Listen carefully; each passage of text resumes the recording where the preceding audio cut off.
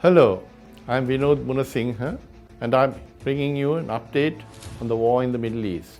On the 2nd of January, an Israeli drone strike in South Beirut killed a senior leader of the Palestinian Hamas organization. This assassination has escalated the ongoing war further as the Lebanese Hezbollah militia said it would retaliate with attacks on Israel. The situation has been further exacerbated by the explosion of bombs in Kerman in Iran on 3rd January. The explosions took place at a ceremony commemorating Qasem Soleimani, the Iranian general assassinated by a US drone precisely 4 years ago.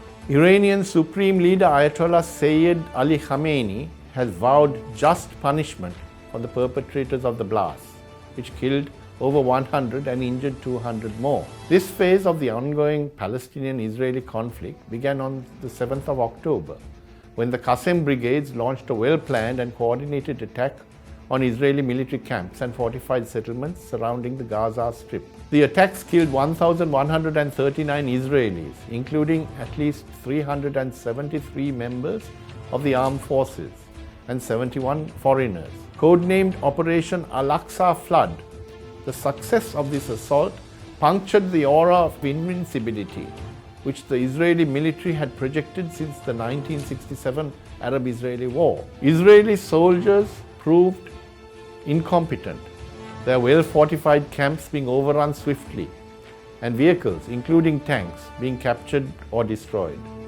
Many of the civilian casualties were caused by friendly fire, including Israeli helicopter attacks on civilians fleeing a rock concert close to the border with Gaza, and fire by tank guns into civilian structures in Israeli fortified settlements. Several Israeli sources, including an Israeli general and residents of the fortified settlements, have provided evidence of these killings. The Israelis retaliated by bombarding civilian targets in Gaza Strip, including schools, hospitals, and UN installations. Over 22,000 people have died in these strikes, including over 8,000 children, 136 UN and other aid workers, and over 100 journalists.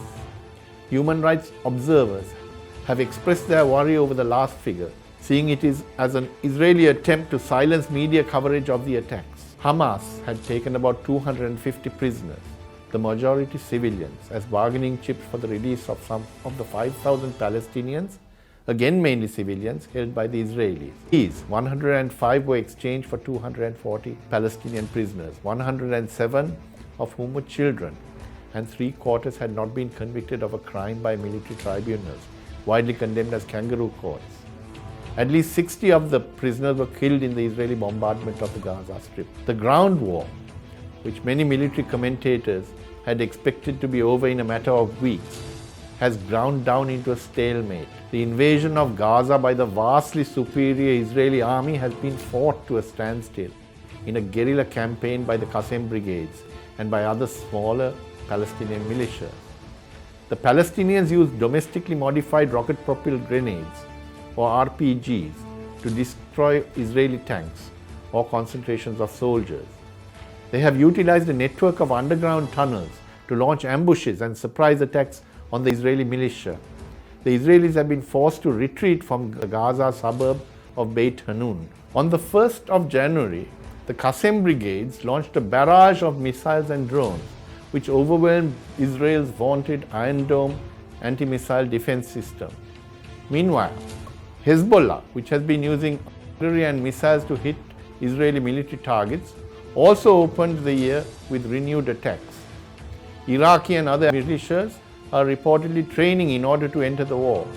These militias have also been attacking illegal military US bases in Iraq and Syria, causing casualties, but mainly puncturing the US reputation. The US has been supporting Israel unequivocally, but had apparently laid down a target of 1st January for Israel to wrap up its conquest of Gaza. When the deadline passed, the USS Gerald R. Ford returned to its US base from the eastern Mediterranean. The giant aircraft carrier had been deployed to dissuade Hezbollah and other pro-Palestinian forces from attacking Israel. Its withdrawal signaled US disquiet over the Israeli failure. The 7th October attack has unhinged the US global strategy of attempting to encircle Russia and China, which US military doctrine sees as its primary enemies. The Ukraine war has been going badly. Its demands severely depleting NATO weapon stocks. Russia has been outproducing the entire West by 6-1 in artillery shells, missiles and drones. The US was forced, humiliatingly, to back down over Taiwan, sovereignty over which it had conceded to China since 1971. The situation in Palestine took the Pentagon's eyes off its primary targets. Meanwhile, the Ansarullah militia in Yemen, better known as the Houthis, has escalated its action in the Red Sea and Indian Ocean. Whereas it began its campaign by targeting Israeli-linked shipping, it has now sealed off the Bab el-Mandeb Strait.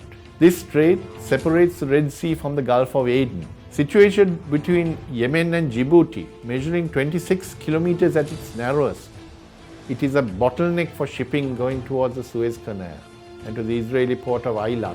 The Houthi action has increased considerably the cost of sea transportation, many ships being diverted around the Cape of Good Hope. This has lowered US prestige further. The US and Israel have been isolated within the international community, with even close allies abstaining in a motion for an immediate ceasefire at the UN General Assembly. US attempts at bringing about normalization of ties between Israel and several Arab nations, including Saudi Arabia, have taken a hit.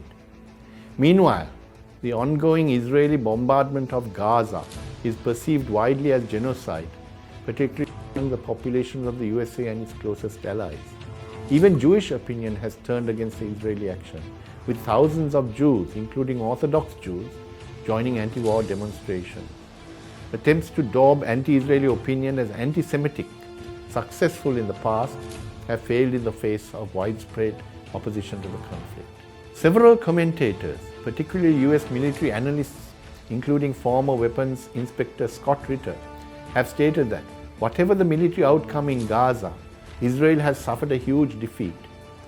They say that the Zionist state will have to modify what they call its apartheid policies and agree to the two-state solution, which it has so far refused to accept for decades. Some go even further, suggesting that for the first time in 50 years, a unified, secular and democratic single state of Palestine in which Jews and Palestinians can coexist is on the cards once more. That's a wrap-up of our update on the Middle Eastern war. Stay tuned next week when we bring you further updates on the current political situation. Thank you.